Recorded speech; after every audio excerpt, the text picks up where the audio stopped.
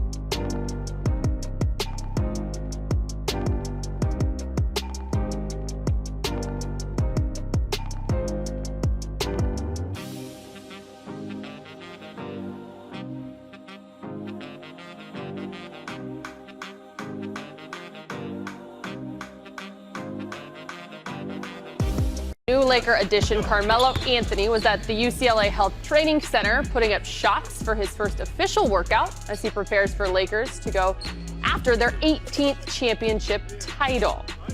Now, the last 2 seasons with the Trailblazers, Melo has averaged 14 points on 43% shooting from the field while hitting 40% outside the arc on 28 minutes a game. Melo shared his excitement to put on the purple and gold. My first time here in the building, at the facility, on the court. Still trying to get my bearings, wrap my head around the fact that I'm wearing this purple and gold. But you know, my first workout here went great today. Felt good in here today. Felt good being in here. Again, it's just like any other court, but when that purple and gold is different. It always been, it always has been, and it always will be. So I'm just happy to be a part of it. You know, I wish my fans could see me in here working, but just know that I'm in here working. I'm home now. It's still August, going into September, but I can say I finally made my way back into this building, on this court. It's been a long time coming, so I'm excited about it. The fans, you guys should be excited about it as well. Laker Nation should be excited about it as well. If you think back to the bubble and going into the playoffs, literally Rajon Rondo, I know he doesn't believe it. He validated every theory we had about playoff Rondo because we really weren't thinking about him contributing to the team because he was coming off injury and he didn't show much at the end of the regular season. Remember, we didn't even know if he would be healthy, and he became the 3rd best player on the team, basically proving that playoff Rondo exists. Yeah, it's almost like, and indeed, he doesn't like that nickname. It's not like it's Pansy Rondo or Petunia Rondo. It's a pretty cool name. What's wrong with playoff Rondo, right? But he said, no, I don't want to be known as that guy. Sure enough, by the way, he breaks his thumb right before the playoffs started, from what I remember. Yeah. Missed the first round. Comes back in for the start of the second round against Houston. Pays off right away. Averages awesome 11 and 7 off the bench. Helps him get out of that series. Like you said, good in the finals, too. Not only that, the big run in the series clincher in Game 6 of the finals. In Game 2, he had a double-double, 16 points, 10 assists. So he was pretty solid throughout that series, and now they get him back. You know, and you know who likes this probably more than anybody? Frank Vogel. Because you lose some defense when you lose guys like KCP and Schroeder, who's kind of antagonistic, of course. Caruso, even Kuzma, very underrated as a defender. Now you're finally starting to get back some defensive chops with a guy like Rondo. He can run that second unit. And it's just a good, inexpensive signing for them. Vets minimum of about $2.6 million. Well, you know who's happier than Frank Vogel? Anthony Davis, I think. Yeah. I mean, when you look at what Anthony Davis has been able to do with Rondo on his team, the chemistry that those two have, undenied. He and Dwight both have mentioned, guys, that they want to come back for a parade in L.A. They really feel like they got robbed at that opportunity because of COVID. All right, let's kind of move forward to where he fits on this team, right? Is he the third point guard behind Westbrook and none, and obviously you got to throw LeBron in there because we all know he's a hybrid point guard. Does this affect THT? I mean, these are questions that Frank Vogel's going to have to answer, and Rajon Rondo. Where do you think he fits? Yeah, it kind of depends on this. Where do you play none? He's one of those guys, he's got like a shooter's mentality in a point guard's body. So he really is a two who plays some one, not a big assist guy. So maybe if he plays more two, that opens up some space for Rondo to be the point guard with the second unit. Frank Vogel, it's just such a fascinating team. I mean, you and I talked about this the other day, Geet. There's not a lot of guys who have played in the 5 to 8 year range on this team. You've got guys coming off their rookie contracts, and you've got a bunch of old guys, so to speak, in their 30s. There's no in between. There's no in between. There's no gray area on this roster right now. So it's going to be fascinating to see if you're Frank Vogel. Do you play a guy like Wayne Ellington, who shoots 42% from three-point range? Or do you play a guy like THT, who is 20 years old, just signed a nice 3-year extension with the Lakers? He's one of the young future guys in this franchise. So Frank has a lot of interesting decisions. It's a very deep team for sure. You know, one thing Rondo has said, James, and he said it to the media and to you, Brez, was he understands where he's at in his career, and he understands that he's going to play less than he wants to. I mean, every guy, and James, you can attest this better than us, when you're in the NBA, you think you can play 48. You know you can't when you get older, but you know he's going to want to be a part of it. And James, there's something about Rondo, man, and you watched it even when he left the Lakers, and he had a couple games with the Clippers. There's games where it's his game. And Frank, and you'll figure that out. They will figure that out. Yeah, and I think, too, you know, the Lakers' goal, like right now, like yesterday, is to win championship. They know they have LeBron for a window. They need someone who can help, you know, breed AD and teach him the game a little bit more, an experienced point guard. And so I think they're going to use him. I think his minutes are going to be productive. They're going to be, you know, thought about in ways that he can run with the second unit.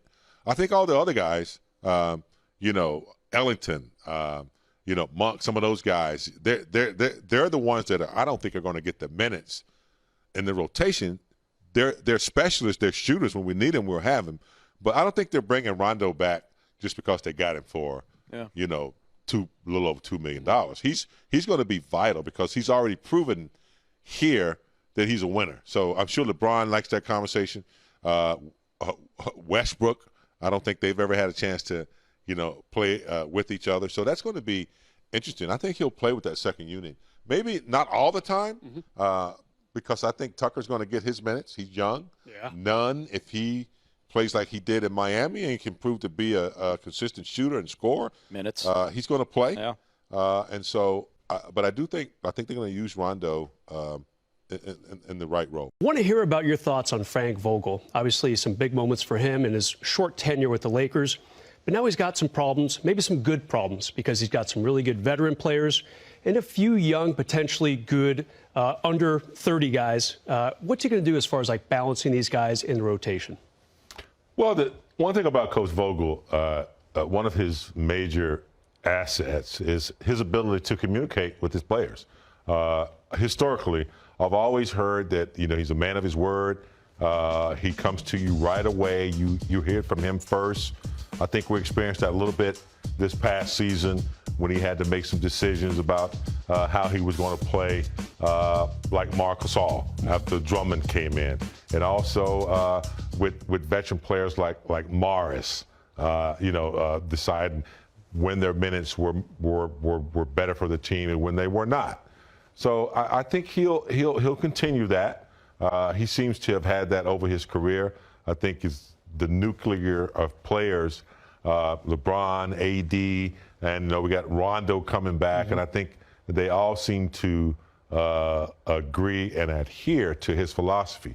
Defense first, and then everything seems to trickle down. So I don't foresee it as a problem. And I think for most of the veteran players who are coming here, Carmelo and Wayne Ellington and guys like that, Nunn coming in from Miami, I think they have a pretty good idea of what they're going to get. Bazemore made a comment about, with Vogel, he lays it out there. You have to earn it. And I think that's what most players like to hear. You know, you hit on a lot of those veteran guys, and there are plenty of them on the Lakers, almost 3/4 of the roster right now. Having so many vets is a good thing, but can that also be a lot of voices in that huddle, too? It can be, Yeah. because all these veterans bring a ton of experience. Last year we were fortunate enough to have Jared Dudley be one of those guys. The year before that, it was Rondo. But when you get a collective effort, I think you have to choose the ones who are vocal. And I think veteran players have a tendency to do that. Wayne Ellington is not a guy that's a big, talker, not a big vocal guy. I think in practice you get that type of encouragement. Bazemore is kind of a, I'll show you what I can do.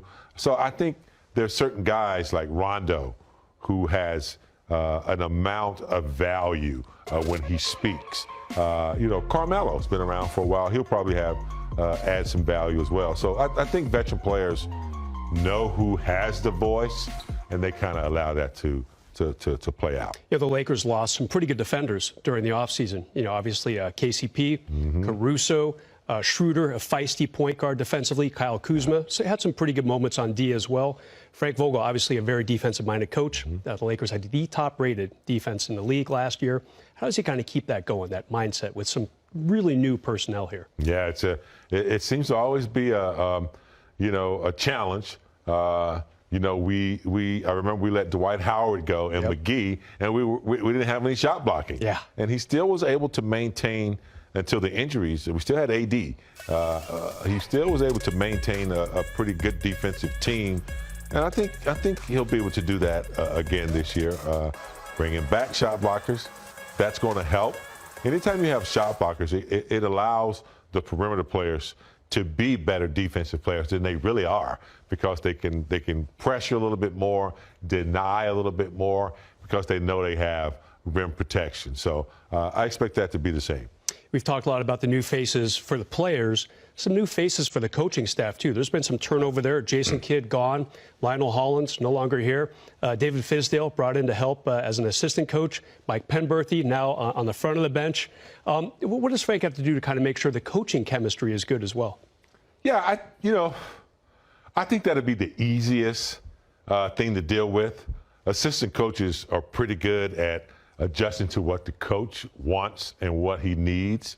And so I think the two names that you mentioned are guys that, he knows very well, and they know his philosophy. And so they'll handle certain things in practice, and they'll be able to add, a little adjustments here and there. So I don't think that's going to be an issue. It's because it's always the head coach is the guy that's the last voice you're going to hear out of a huddle. So I think the two that you named are ready. They've proven themselves already. I think they'll pick up where the other two